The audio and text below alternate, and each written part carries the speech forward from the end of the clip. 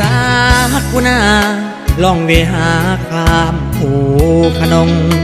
ยามแลงแสงอัดสะดงลับเหลี่ยมลงขอบฟ้าเสปนเหลียวมองทิวทัศน์ธรรมศาสตร์สวยงามเด่นพ้นซับในดินสิ้นมีมากล้นบ่อคำเสปนสื่อเสียงกองไกล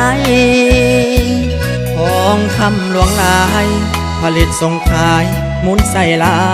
ยอย่างสิ่งแวดล้อมนั้นคือความบังต้องจริงจัง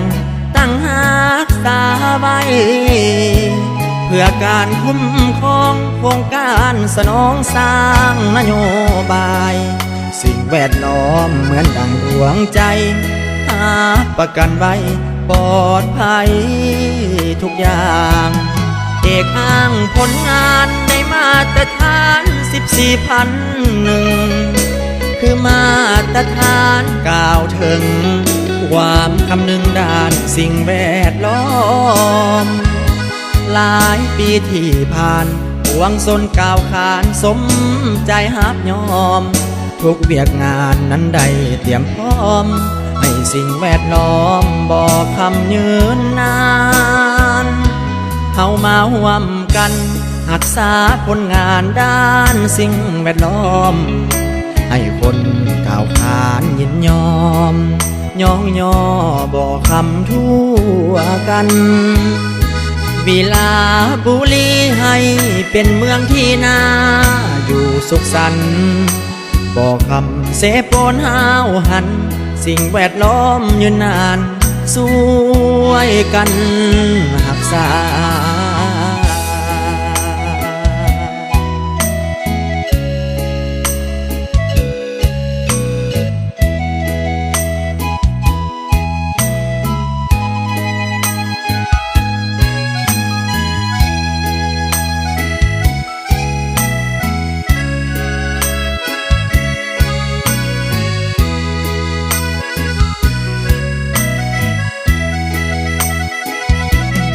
เอกอ้างผลงานในมาตรฐาน